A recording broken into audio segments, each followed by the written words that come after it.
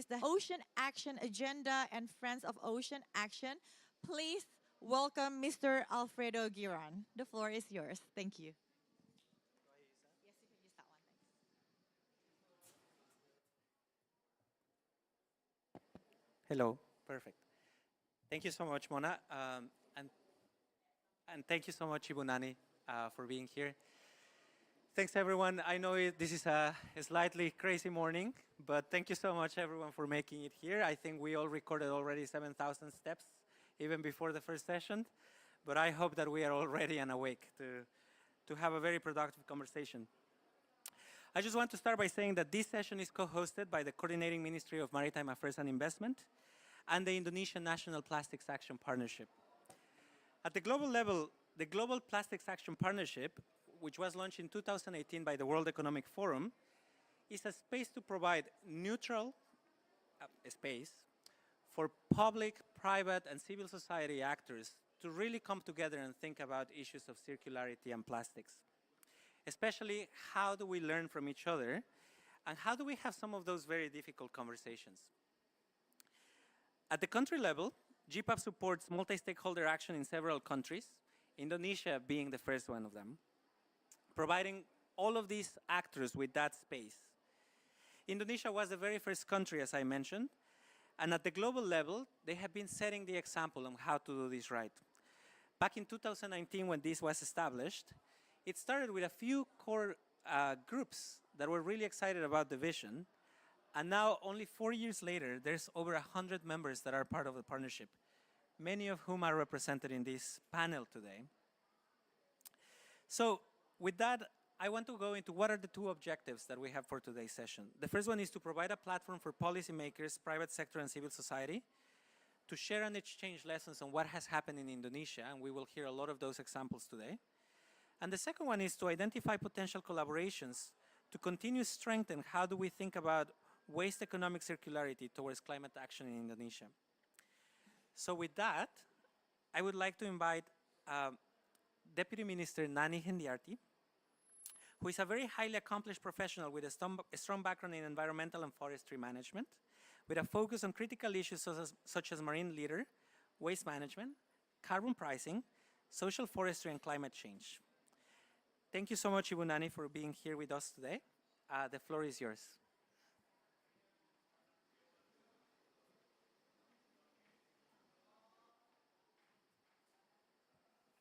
Yeah, thank you, Mr.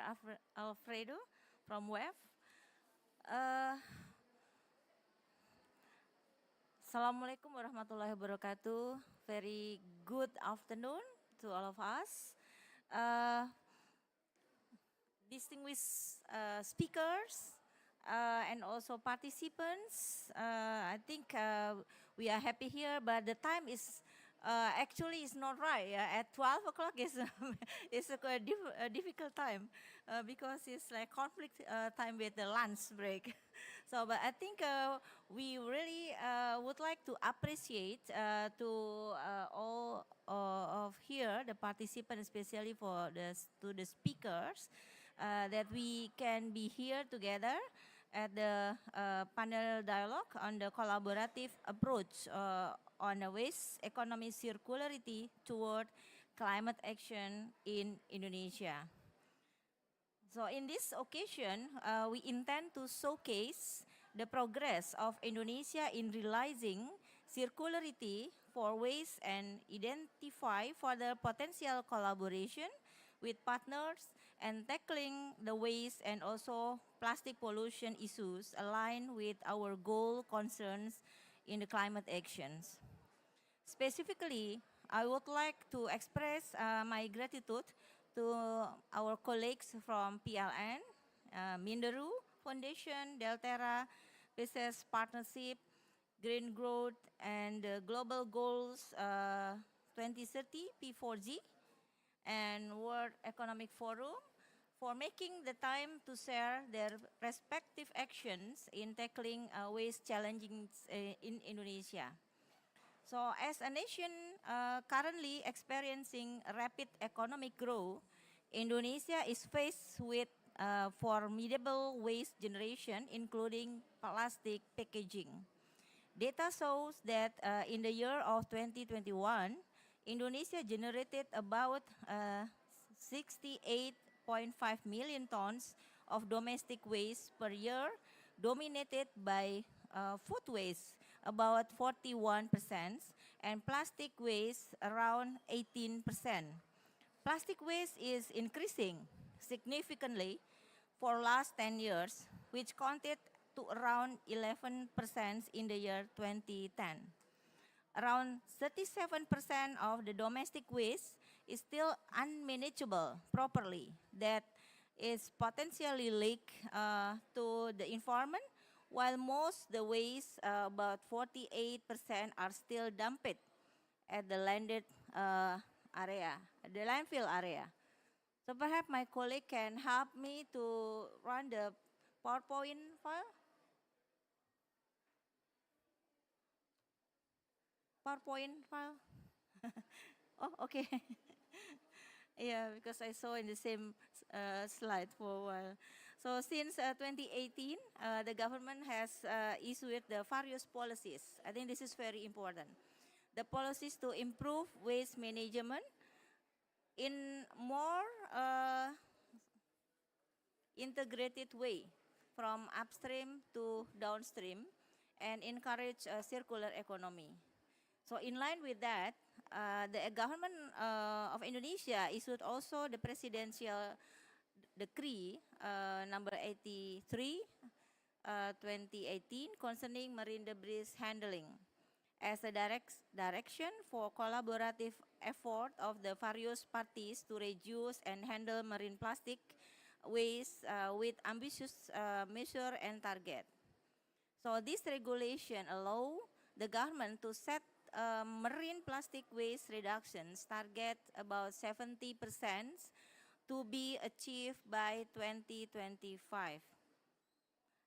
We can proudly mention here that within the last 4 years, with the collaboration among the stakeholders, we have success in reducing about 36 of plastic waste leakage to the sea. And our efforts are on the track to exceed 40% reductions by the close of 2023. So now it's still in calculation. Normally we will announce in the beginning of the year. So, but we are optimistic that we can get this target. It's about like 40% reductions. So we are transforming our waste management from linear into more circular one.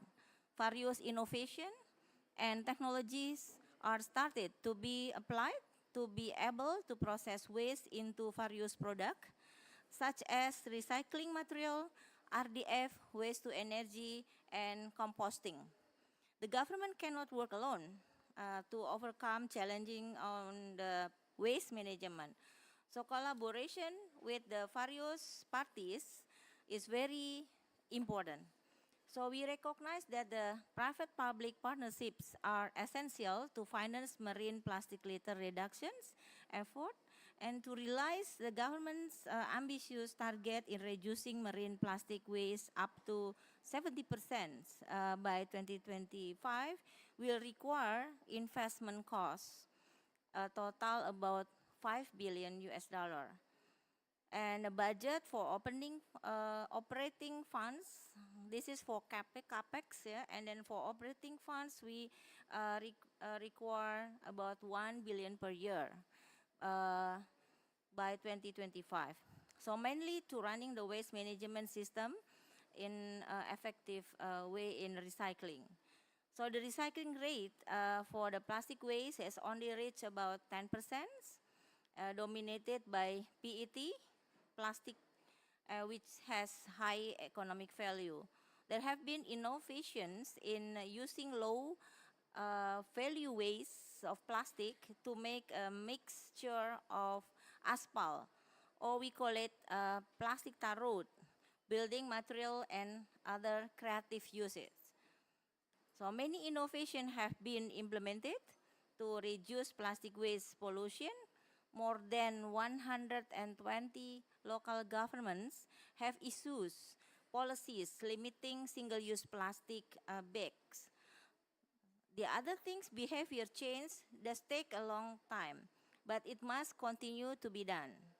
In line with the government circularity effort, I would like to highlight the innovation of the utilization of fly ash and bottom ash, which is the, I think this is the important things that we can see the, what we call it, sorry. Yeah.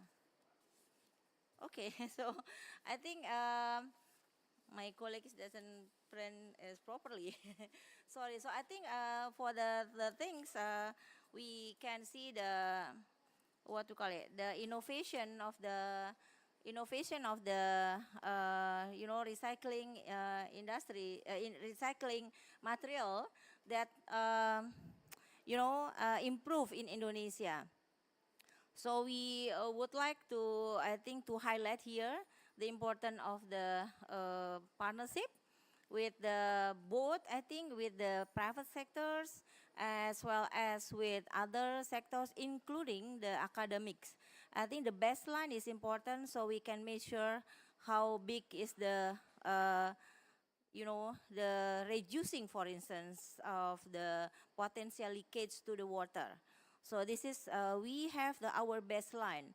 And the baseline is not only based on the modeling, but also with ground data. So we combine between the modeling and the ground data. And I think the innovation as well is very important in the circularity. So we would like to share to you that the young generation now in Indonesia become more interested to make something new, innovation for making this more effective. For instance, so then they just call a message and then they will come to pick up. But this not in all cities, just like in some cities. So we want to scale up this. And also, I think the second one is how to process the waste. Also, we have, I think, integrated approach, as I mentioned, from the downstream to upstream, upstream to downstream, integrated. So means like we want to have less garbage or waste go to the landfill. So we built the facilities in near the source, means like based on the village, based on, so we have like the city, we have some facilities that they actually make it closer to the resource. Then they separate the waste and then they make such processing. So then the consequent then we can get more material for recycling. So the third one, I think, related with the recycling industry, also we have in East Java, for instance, it's a big recycling industries. I think now we have about two, become maybe three. Because Java is a very potential island to get the plastic waste where they have economic value like PET. So then even one of the company, the recycling industry in East Java, they collect the plastic bottle from the eastern of Indonesia, from Papua, Maluku. So they have like collaboration with the people or collection there, and then bring with we have the national program how to bring the logistic to the east, and then when they come back from the east, so the ship is actually less. They don't have anything to bring, then they bring plastic. So they will they negotiate and approved by the Ministry of the transportation. They make it such kind of the benefit for this program. So kind of this, I think, what we have done, yes, in Indonesia. So we working integrated, but we want to scale up to more places. So we need finance I think, to fill the gap. But the finance also, we see now, the investment for waste management is not limited to waste to energy. But also, we are open to have like kind of the investment for waste management using other technology such as refuse derived fuel, so RDF or other technology. So I think we understand that many world leaders will speak in this conference, COP28 UNFCCC. So we would like to share the same concerns as the current state of the climate crisis is, become, I think, more important.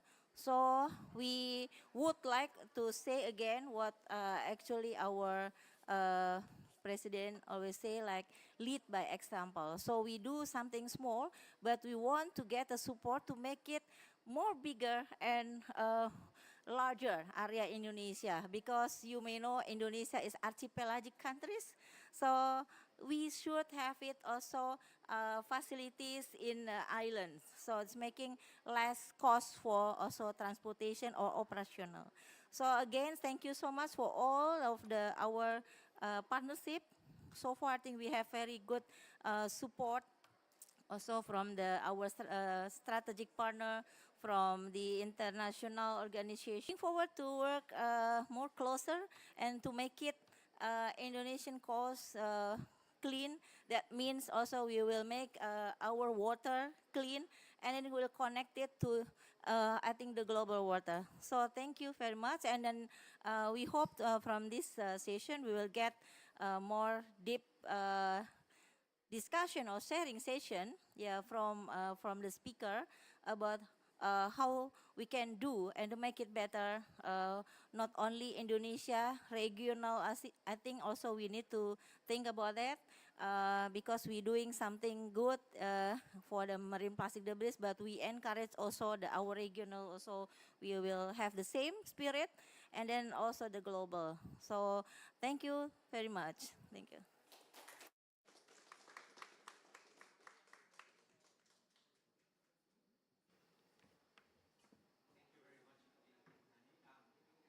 Now, if I can invite our speakers to take a seat at the front so that we can have this conversation. I will.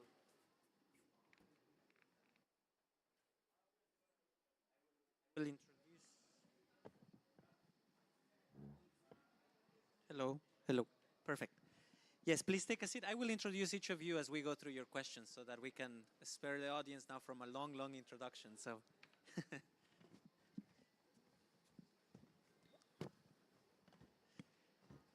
First of all, thank you again, everyone. I know it was a long way here, but thank you, everyone, for being here. Thank you, Tony, for rushing through that. Thank you so much, Ibunani. This was a really inspiring message, and I think that from the World Economic Forum, I would like to recognize the efforts that Indonesia has made under your leadership to become the first national plastics action partnership, but also an example for many of the other national partnerships that have happened. We have several of them now, and a lot of the work has been based on what Indonesia has accomplished and what Indonesia is setting the example with. For example, the distributed model that you have been talking about, how do we reduce the cost of these programs by doing it in the right place, is something that has given us a lot of inspiration. So thank you very much for presenting that. And now I am going to turn to the panelists, to this discussion.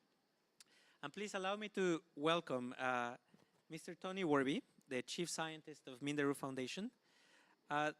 Tony is a Chief Scientist, but also this speaks to his career. He has been a scientist for a long time, and he's bringing this now into his new role and thinking about how to make the most impact. Minderu is committed to stop plastics pollution as well as so many other things, but in this particular case, through a comprehensive life cycle approach to plastic management in several programs. And I will just very briefly mention 3 of them. The Plastic Waste Makers Index, that is a publication that really identifies who is doing what. The Minderu Center for Plastics and Human Health that you have been supporting and that really puts a lot of thought leadership into the issue. and the Global Plastic Watch that really allows us to see what is happening.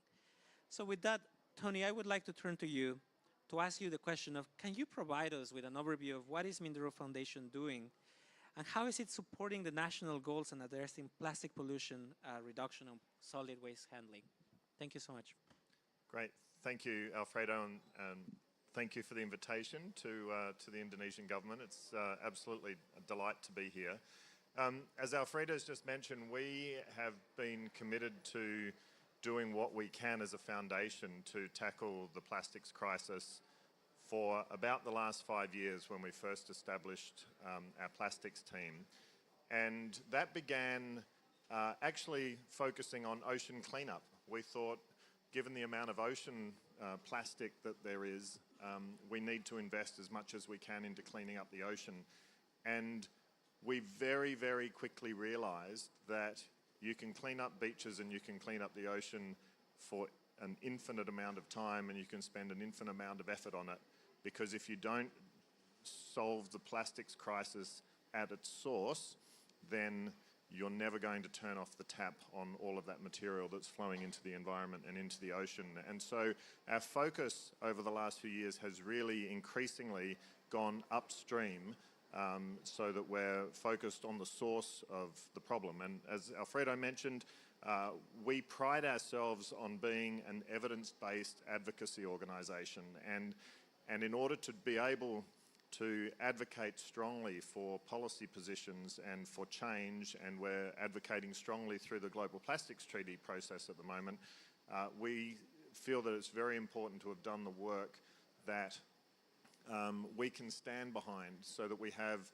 the best possible data we have on production rates of plastics, that we know where it's coming from, we know the companies that are producing it, we understand the flow through the value chain, and we can therefore really identify the best interventions right through the value chain and work with our partners and many governments around the world to affect the kind of change that we need. So just to touch on the work that we're doing in Indonesia, we really strongly support Indonesia's target of a 70% reduction in marine plastic debris. We think some of the targets that are set by Indonesia are very ambitious, and you know, we have programs on the ground, and Jeremy will talk a little bit about some of the work we're funding with Delterra, no doubt, on plastics collection and sorting.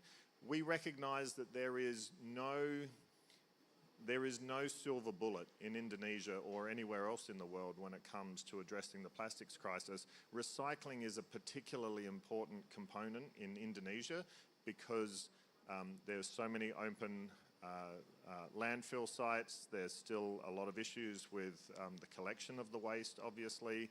There's still open burning that would be much less of a climate impact if that material was recycled.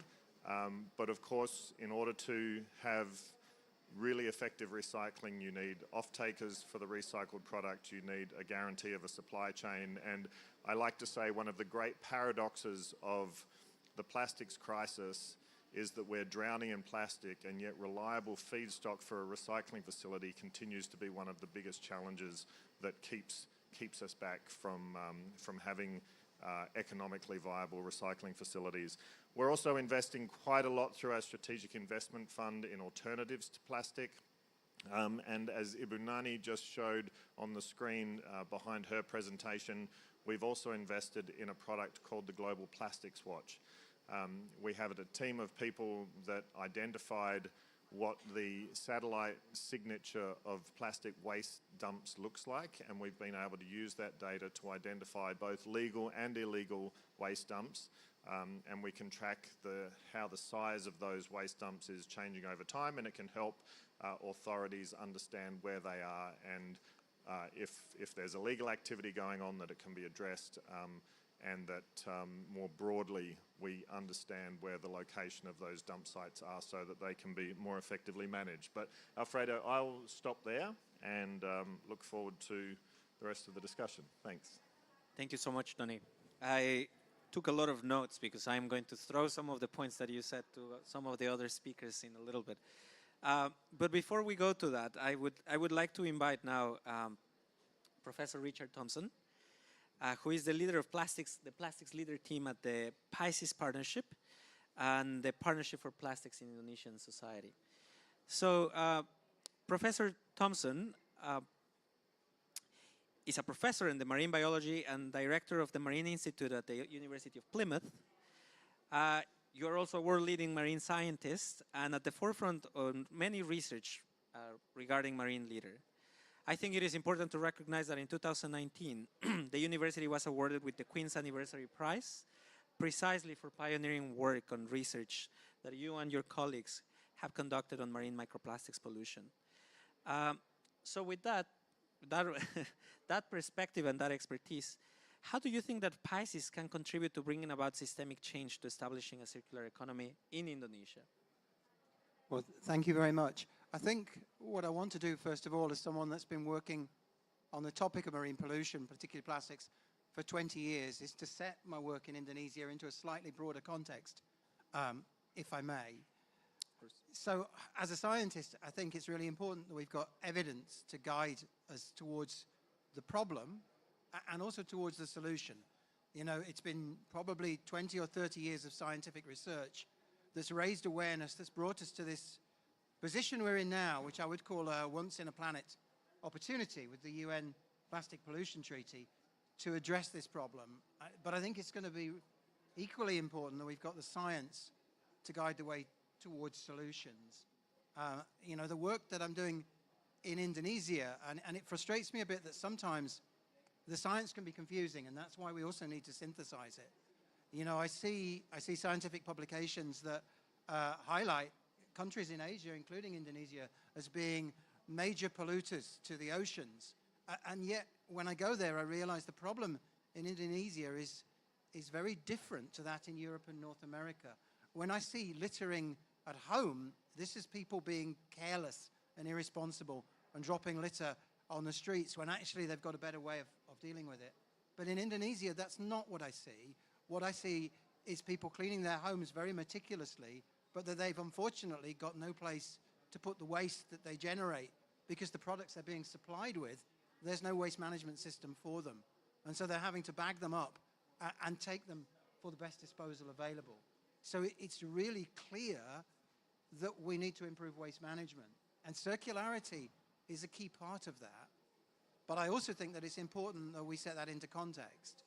So while there's opportunities in Indonesia, and I'll talk to Pisces in a minute, I would say that the UN Plastic Pollution Treaty is a golden opportunity also for Indonesia to put pressure on other member states who are actually partly responsible for some of the underlying causes in producing products that are not compatible with circularity. You know, even if I look to Europe and North America, where we have very advanced waste recycling, we're still recycling less than 10% of all the plastics.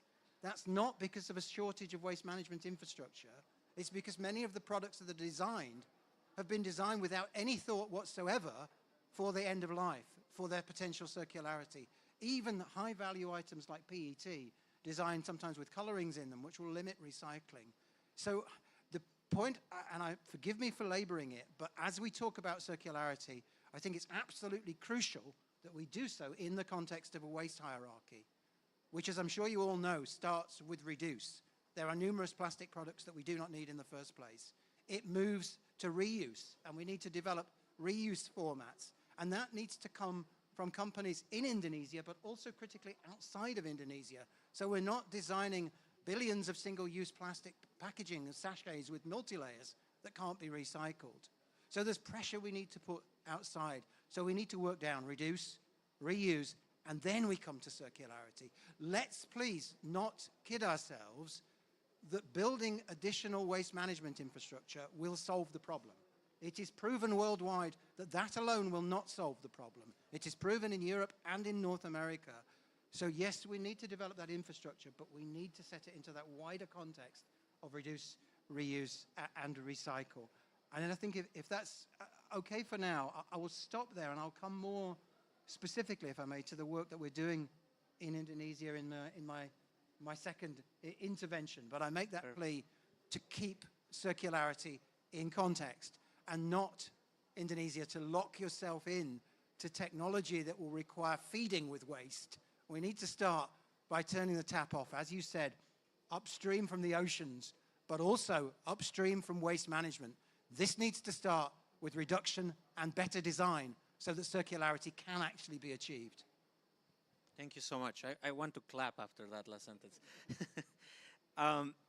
This is very important, and thank you so much for setting this conversation in a broader context, because I think that one of the things that we tend to do very quickly in these conversations is we go into the very specific issue and we forget that there's underlying causes that we need to be talking about. So thank you very much for that. And the other thing that you made me realize very well, along with what Tony was saying, is the importance of knowledge before we start talking about the solutions. Do we really understand the problem so that we can start to understand the solution? And that takes me to you, Robin. I think that WRI, as a leading organization that puts thought leadership out there for civil society on how to act, and for public sector on how to act, and even the private sector, the Green Growth and the Global Goals Initiative, P4G, has been really contributing to green and inclusive growth in low and middle income countries, particularly by helping SMEs, small and medium enterprises, to become investment ready.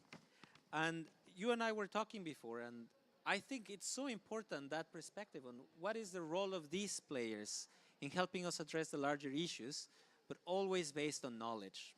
So the question that I have for you is, how does P4G, as a funder, assesses and manages risks associated with circular economy projects?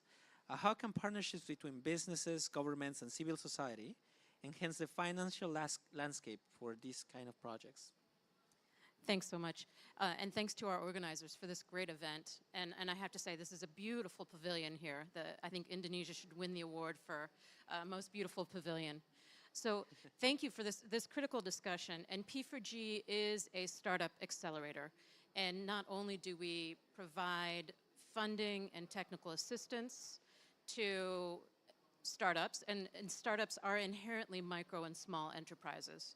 And whether their trajectory is one of growth or one of steady implementation is immaterial. What is material is that it is startups that will have the solutions, and particularly local startups that have to live in the communities that are affected by the challenges of plastics and other climate challenges that we face.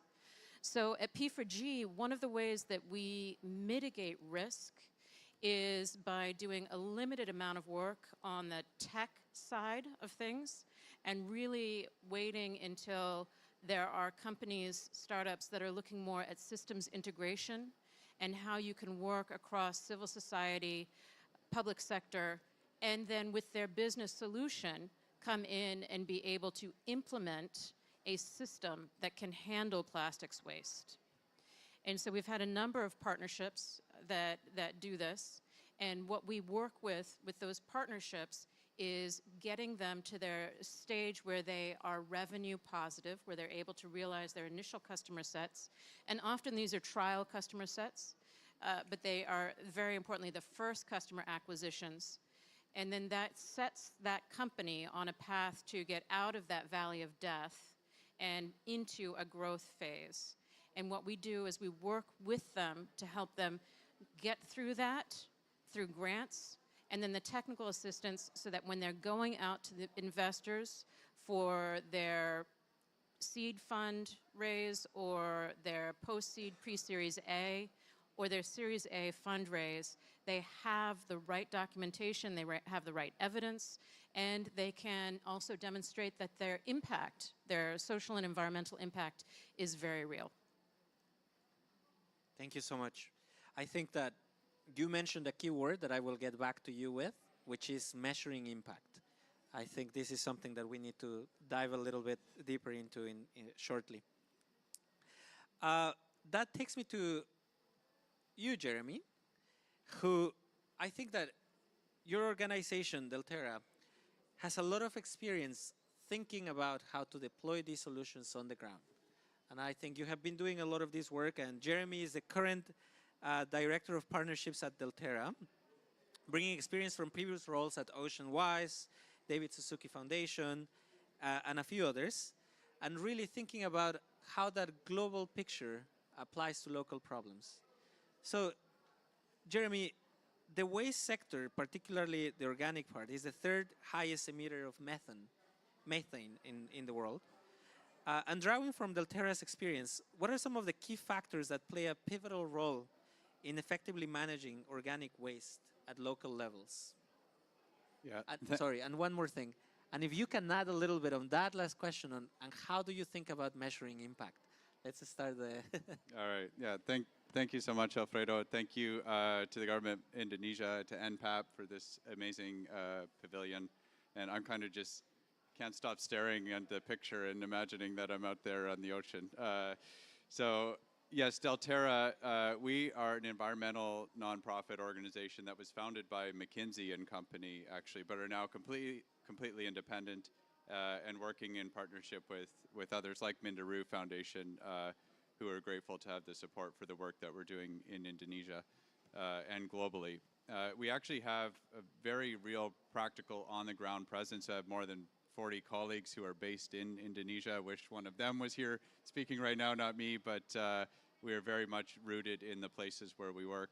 And what Delterra does, we're very much focused on system change. We help build capacity for municipal, subnational governments to go from high leakage of waste, high burning and landfilling rates to more circular systems. How can we build that capacity? How can we help develop the connections all the way along the value chain so that we can put into place practical circular economies? So we're doing that in Latin America and also in Indonesia. And right now we're working in Bali because we thought if we can solve the situation in Bali as one of the islands, then we can figure out how to scale that throughout Indonesia into other parts of Southeast Asia. And I don't want to talk about plastics for a second because plastics definitely is one of the big issues. But as you mentioned, Alfredo, organic waste is a big challenge as well. Actually, we did some waste characterization analysis, found that 60% of the waste streams in Bali are actually organic materials, so food waste, yard trimmings, those sorts of things. And those are primarily being burned or dumped, so they're not being separated from the waste stream.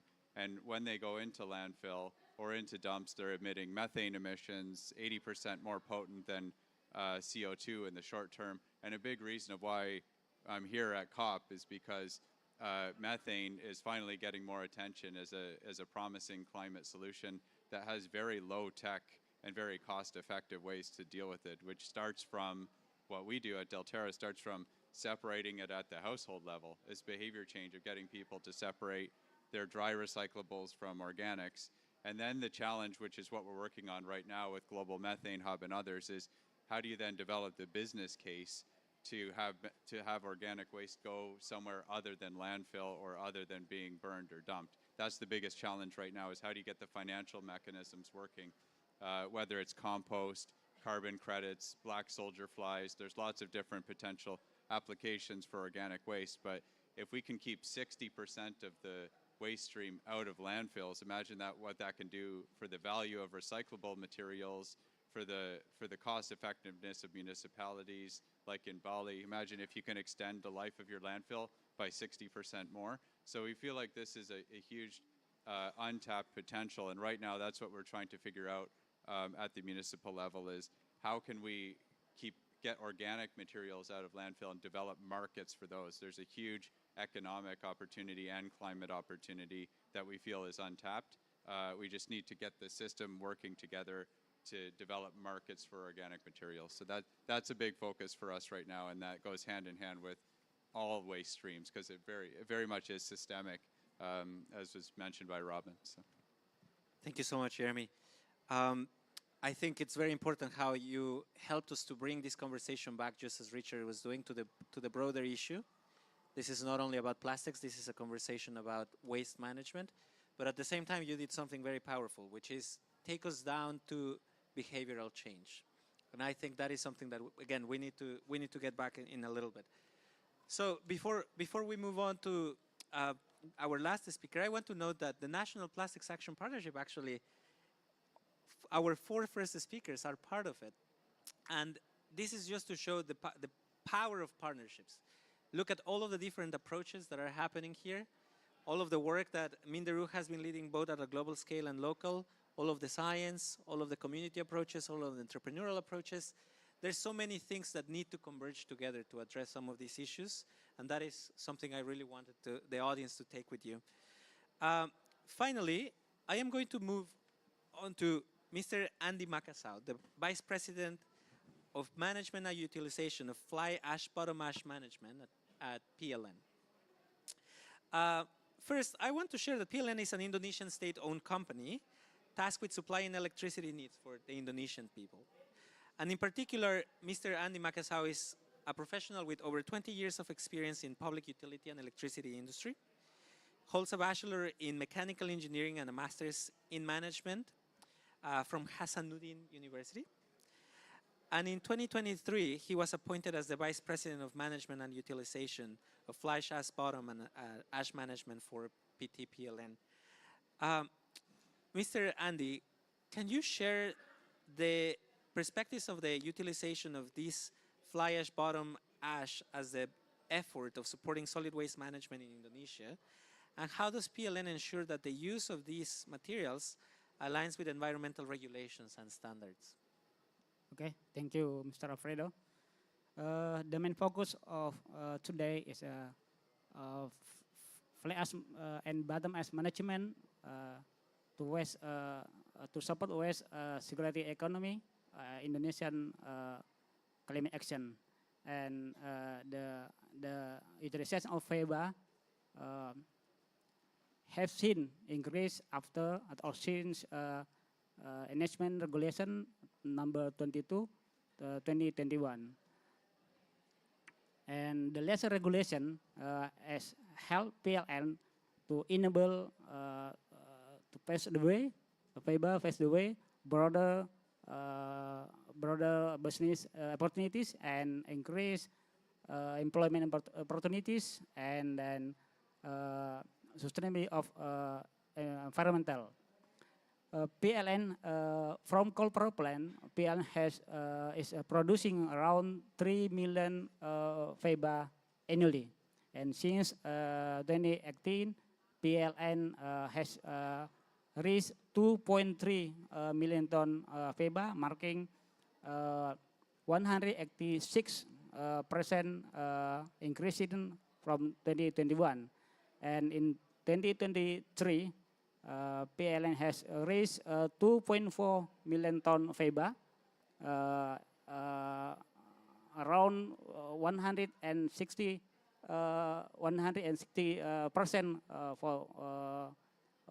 from production, and PLN has utilized the FEBA both of PLN internal needs and afford and actively to promote the advantage of FEBA to local or external off-taker. And then we have 9 FEBA products like cement, material, ready-mix concrete, and then soil compaction, batako, and paving block. And then,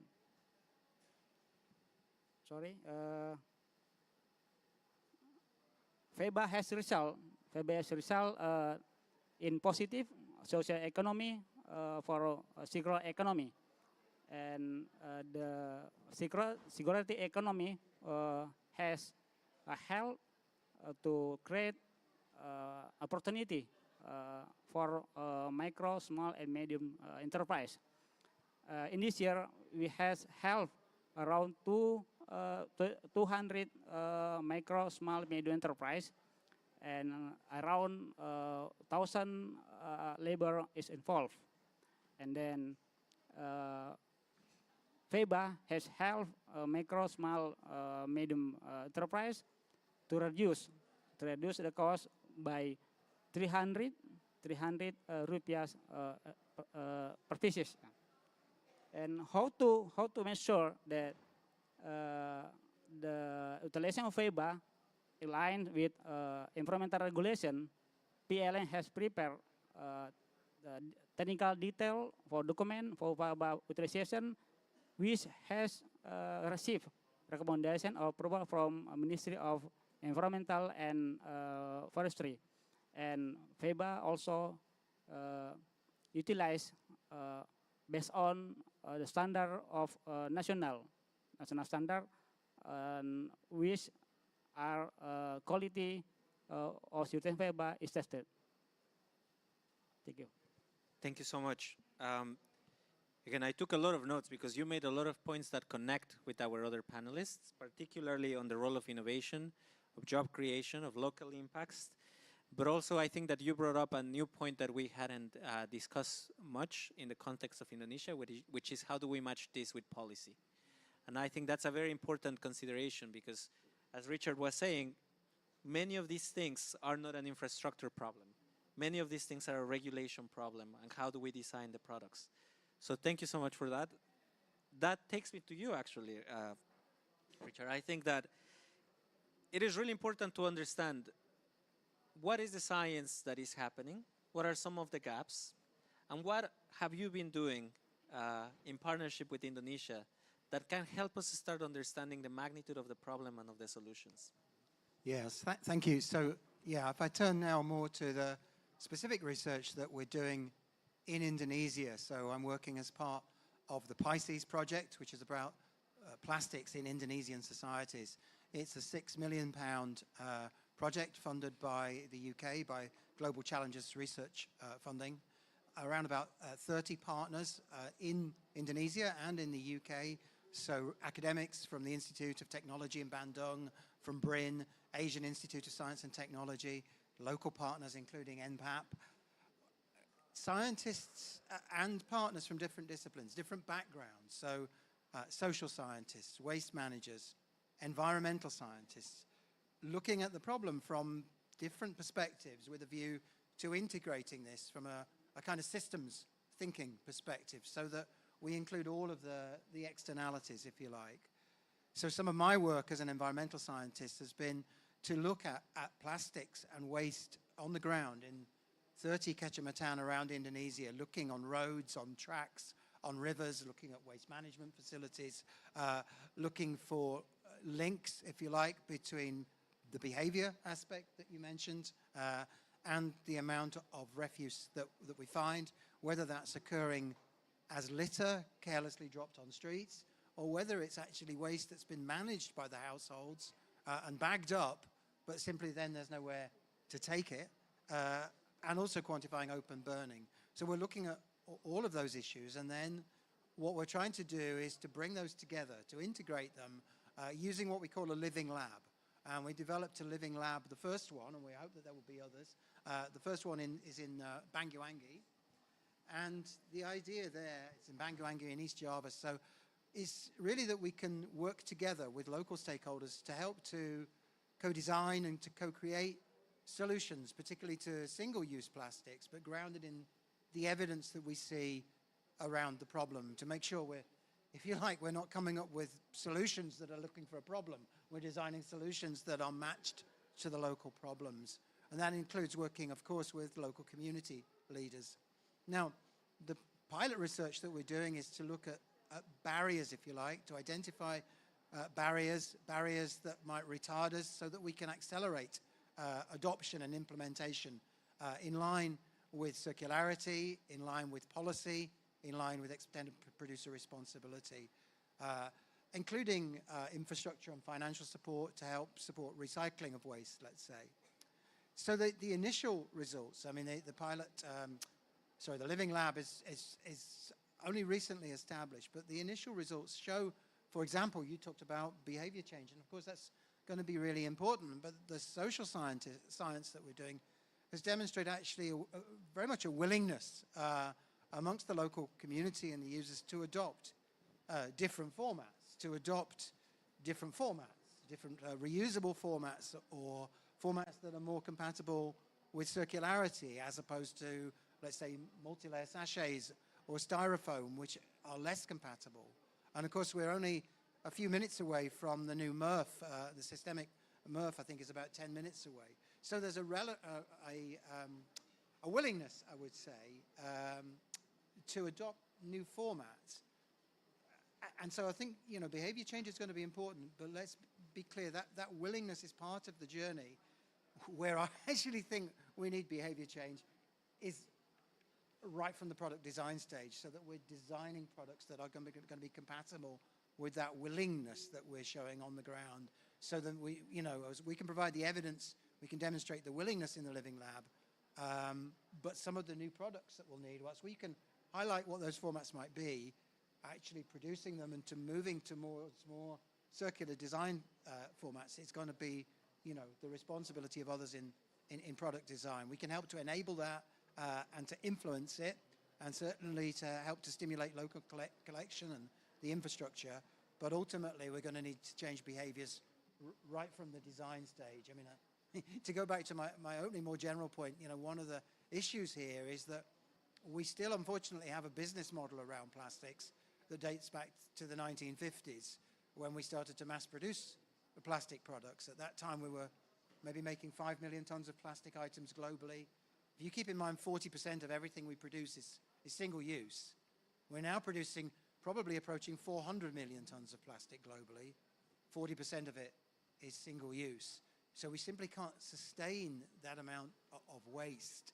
But regrettably, the design hasn't moved on from the linear models in the 1950s of fossil oil and gas, single-use products, long-term persistent waste, where end of life has not been recognized. So that has to change. The evidence that we're providing on the ground in Indonesia will help to guide the way, but as well as the infrastructure that we're talking about, we will need changes in the behavior right along the supply chain, and that's what's coming clear. It's not necessarily a blockage at the behavior of individuals, of individual users.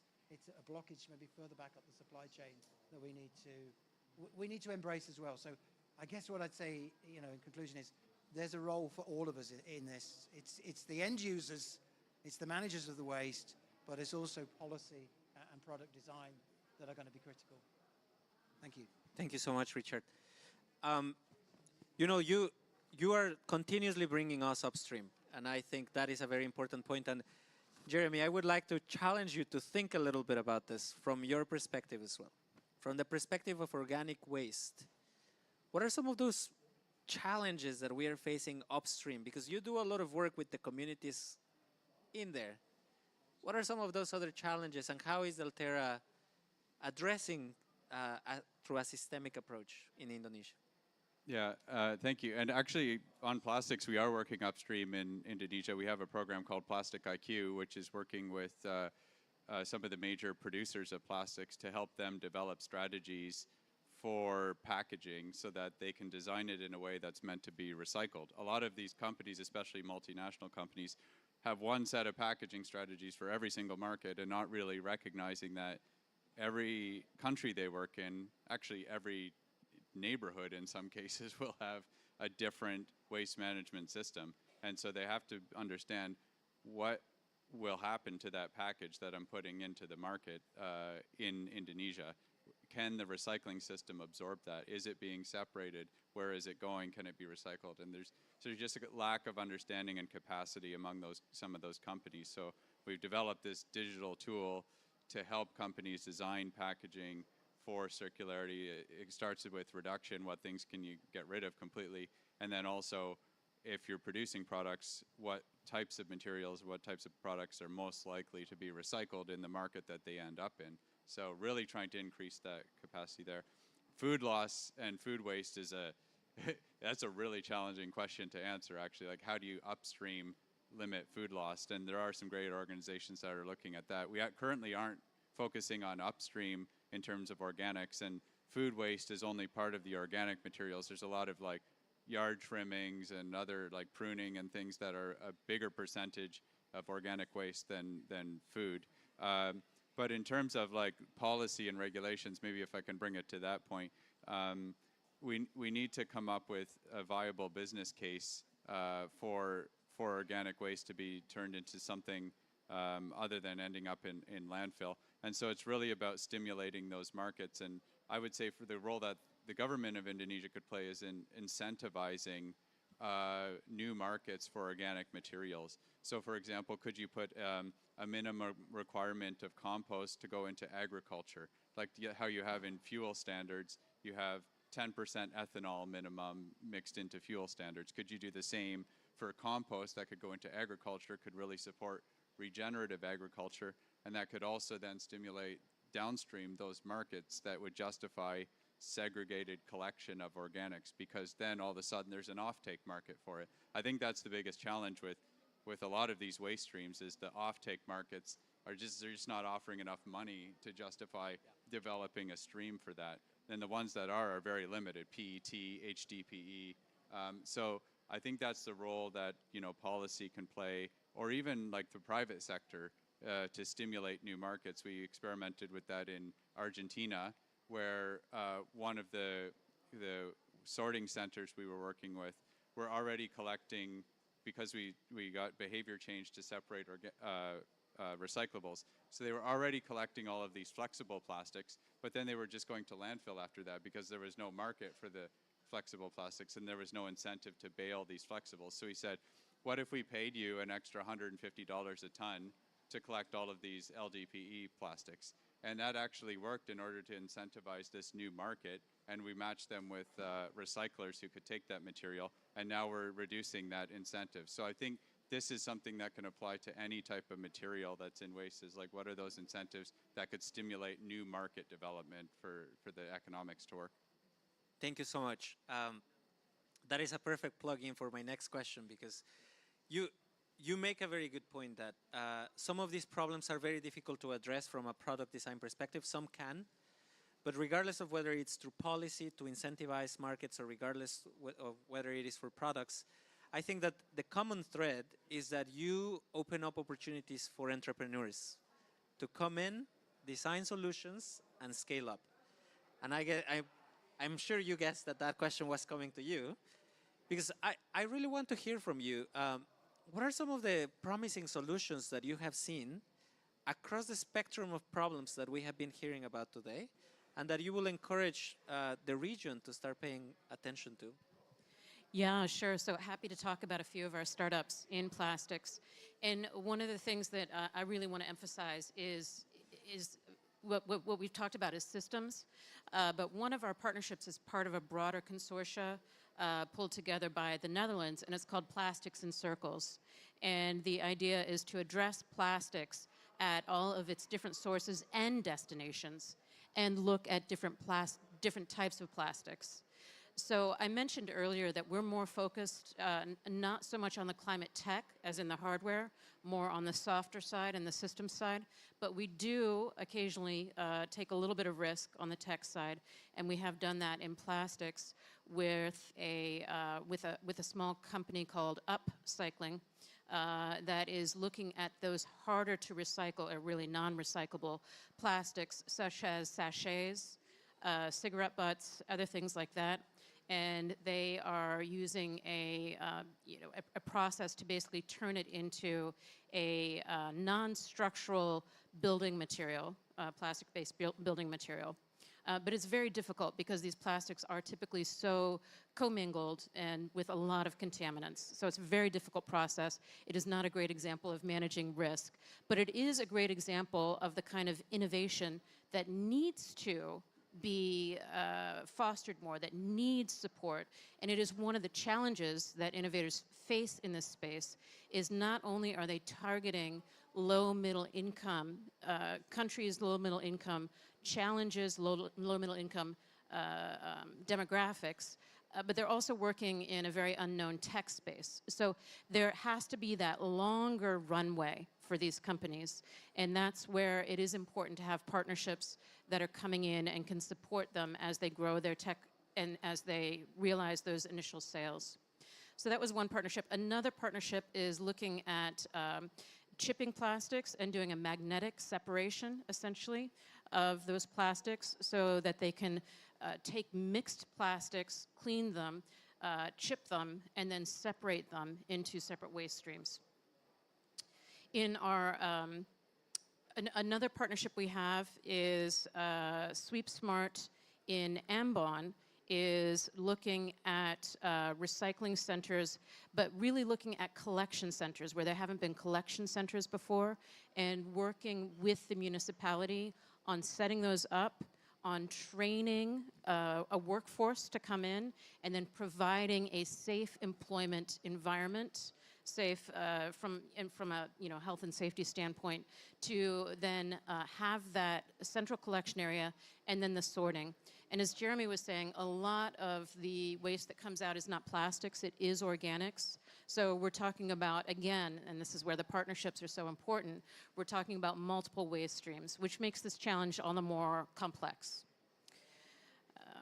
So that's just a few of our solutions. One of the other solutions is a company called Cyclus, which has really targeted the sachet marketplace, where I think a decade or so ago, sachets were seen as a great way of having affordable products at the base of the pyramid.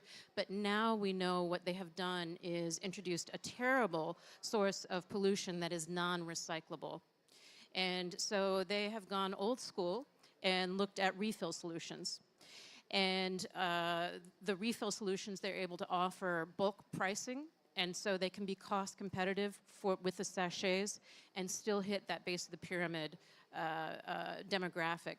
Now, one of the important things that we do at P4G is not only do we support startups, we support national platforms that are high-level platforms comprised of government representatives and private sector representatives, typically from leading industry associations, to work on some of the challenges that are encountered as these startups get into the marketplace. And this can be something that is as seemingly simple but bureaucratically very challenging as just making sure there's a checkbox on an importation form. These small challenges and these small regulatory shifts that can make a big difference for our startups.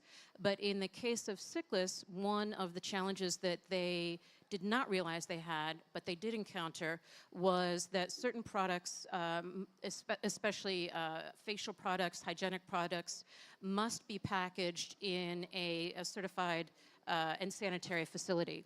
And so the refill solutions that they were starting were actually counter to that regulation.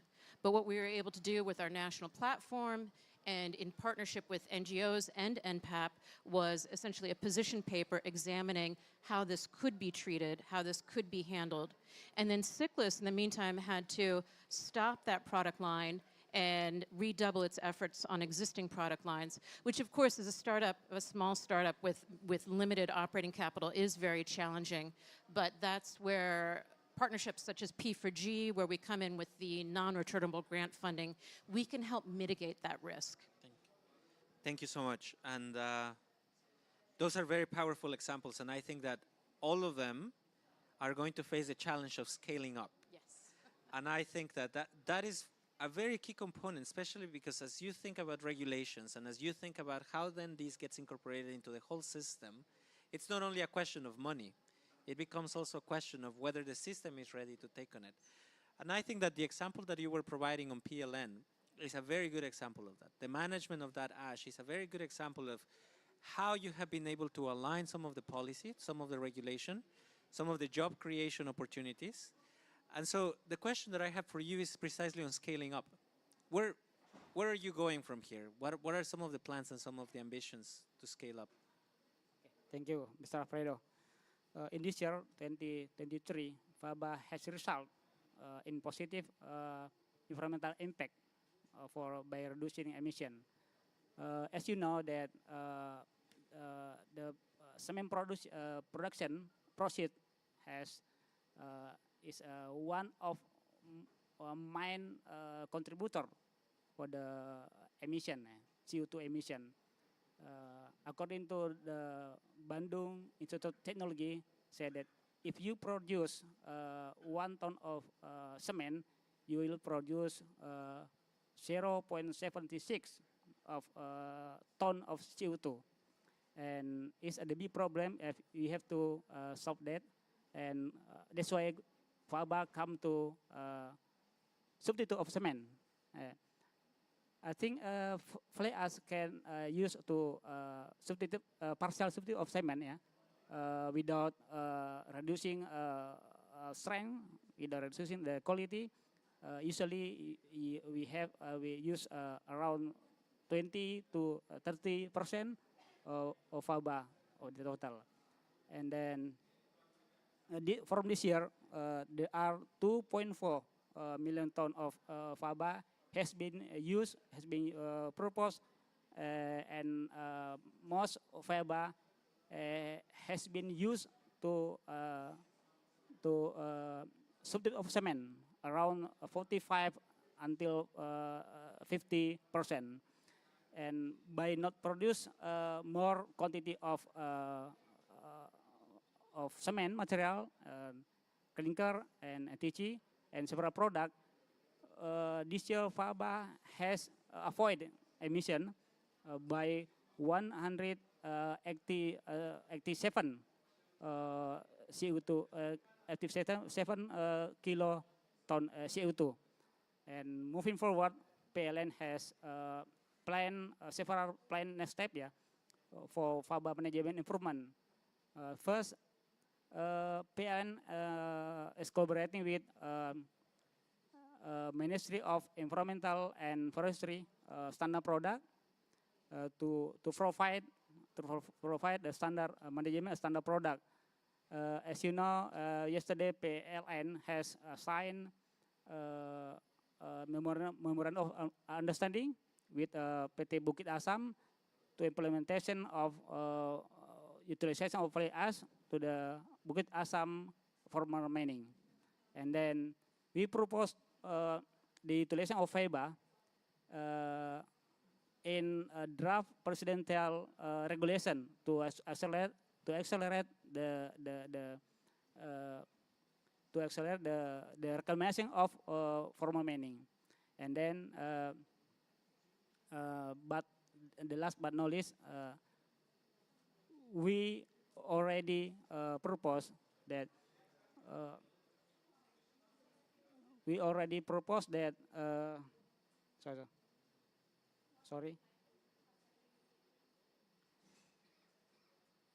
we already proposed the utilization of faba for government project, yeah, for several government project like KCEC, yeah, KCEC project, kereta api Cina Indonesia cepat Indonesia Cina, and toll road Semarang to Jogja, and several project in new capital city like bridge and toll road to the new capital city. Yes, sir. Thank you, thank you. And I think this is a very good example of where there is a good opportunity to really take it to the national level and to really have a solution that was already tested and scale it up in a very big way, especially with these larger projects. Thank you so much for sharing that. Tony, that brings me to my last question, which is one very specific example where we heard that there is a global opportunity is plastics and the Global Plastics Treaty. And I think that Richard shared a very specific challenge to the governments and said, maybe the Indonesian government wants to take the lead in encouraging those others that are the sources of that pollution to do something. I think this is very well aligned with what Minderu is trying at a global scale, and would love to learn your perspective on how Minderu is supporting these negotiations. Yeah, thank you. Richard mentioned that this is our once-in-a-planet opportunity, which is a great line, if I can borrow it. We do have a moment in time right now to ensure that we get a legally binding, strong global plastics treaty that really drives changes in the amount of plastic that is the amount of plastic that is produced, and sees investment into all of the ways in which plastic can be replaced and managed and ultimately dealt with as waste. There is a coalition of high ambition countries. I think there are 60-some countries in that coalition now. There's also a coalition of very low ambition countries, I think, that became very clear at the last negotiating meeting in Kenya a few weeks ago. And there are other countries that are in the middle, that are high production countries. They don't want to be part of the High Ambition Coalition because they don't want a legally binding treaty and they don't want caps on virgin polymers, but they also don't want to be seen as part of the bad coalition. And so I think the job for the High Ambition Coalition countries is to drag that middle ground to the light and really exert pressure on those countries to recognize the problem and to appreciate that we just cannot keep doing things the way we're doing them. And if it's a big part of your economy, then you're going to have to get smarter. And we're going to have to put regulations in place, and we're going to have innovation to meet the new regulatory requirements, okay? So Inge Anderson said yesterday on a panel, this treaty is coming, right? We all know that it's desperately, desperately needed. The role that Menuju is playing is that we are supporting countries with some of the, with their own submissions. We're doing a lot of work that I mentioned previously on plastics and human health, which is leading to our position on better chemical regulation. There are 10 to 13,000 chemicals used in the production of plastic. The health impacts on humans of the vast, vast majority of those chemicals is not well understood. We have a plastics and human health team that are working on that at the moment. We're funding quite a lot of clinical research. They produced what's called the Global Plastics Map recently. It's a great publication if you go onto the website. It basically synthesizes all of the peer-reviewed literature on the link between plastics and chemicals and human health that's been published in the last 50 years. It's a great resource for anybody that really wants to understand the detail, but it also identifies where there's huge gaps in our knowledge. And so we're committed as well to trying to fill those gaps so that we understand much more. We need to take a much more conservative approach to the way we use chemicals, not only in the production of plastic, but far more broadly in our society. As I mentioned, we want this treaty to be legally binding, and we believe also, and I mentioned this on a panel yesterday, that, you know, one of the biggest challenges with plastics is the economics around it. As long as it's cheaper to pull oil out of the ground and make virgin material compared to collecting, sorting, recycling, and reusing plastic, then we're up against this economic issue. So we have to change the economics around plastics. Policy is part of it. We can insist on having minimum recycled content in some plastics that are produced. You put the regulation in place, industry will respond, you get off-take agreements, that will underpin the investments in the infrastructure that you needed. So you can reverse engineer some of that through policy. You can also put a fee on the production of virgin polymers right at the top of the supply chain. And if you do that, you end up collecting a whole lot of money that can be used as investments into alternative materials and investments into better waste management and recycling and investments into what you need to do in order to create a much more circular economy. So we've released a discussion paper on that. It's available on the Menuju website. I really encourage anyone that's interested in kind of some out-of-the-box thinking to have a look at that. But the fee, the work we're doing on plastics and human health, really driving hard for a legally binding instrument. And countries like Indonesia, countries that have high ambition around this, I just echo Richard's comment, we have to drag those other countries that need to be in the light into the light. And there's a role for us and the governments that are in the High Ambition Coalition to do that. Thanks. Thank you so much, Tony. So just to close, because we are coming up on time, I would like to highlight 3 topics that came up. The first one is that we need to set this conversation in the broader context of the circular economy. Basically, each of our panelists talked about this in a slightly different way. And I think that it is a conversation about product design, infrastructure, policy, investment, innovation. It goes all around. So thank you so much for sharing that. The second thing is that there's no silver bullet. And I think that the variety of solutions is just a reflection of that. So not even within one country like Indonesia, there's a silver bullet. There's multiple solutions. Now imagine at a global scale. So that's the importance of evidence-based solution making. And the third one is we have this historic moment with the Plastics Treaty, where this is an issue not only about changing behavior, but also governments having a role and a responsibility to pull others into that high ambition. And of course, Indonesia has a very good opportunity to do that. So with that, I would like to thank all of our panelists. Unfortunately, we ran out of time, but we heard very interesting insights. Thank you so much, and thank you all as well for joining us today.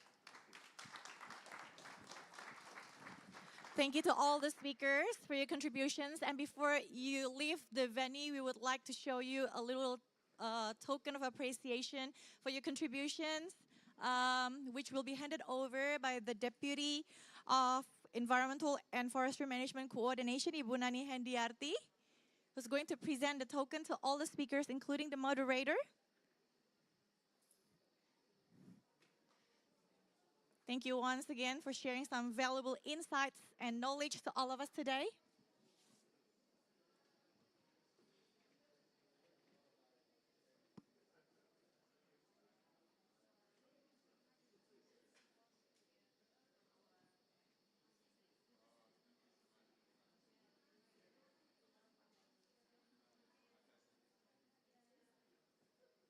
Thank you for your precious time. I know it's a bit of a drama this morning, having a long walk from the entrance, coming down to our pavilion.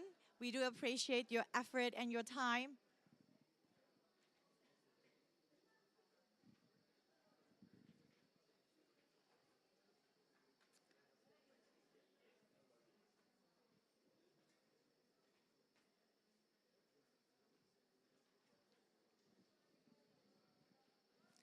Okay, finally, for the last one. And afterwards, we're going to have a group photo together with Madam Deputy. So everyone, please come a little bit squeeze to the center. So make sure everybody in frame. 1, 2, 3. And for the attendees, we have prepared a little gift or souvenir for everyone,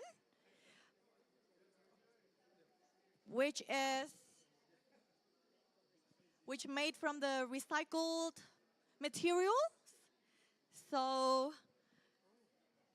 yes, it's from recycled materials. So it's actually an action to help reduce emissions and at the same time also enhance recycling. So as the host, Coordinating Minister of Maritime Affairs and Investment, Republic of Indonesia, actually is walking the talk, so they're not just making promises, and instead they actually walk the talk by incorporating the recycled materials and circulate it to the public. So once again, thank you very much to all the speakers for your time and contributions to all of us today. Enjoy your time in Indonesia Pavilion. Thank you very much.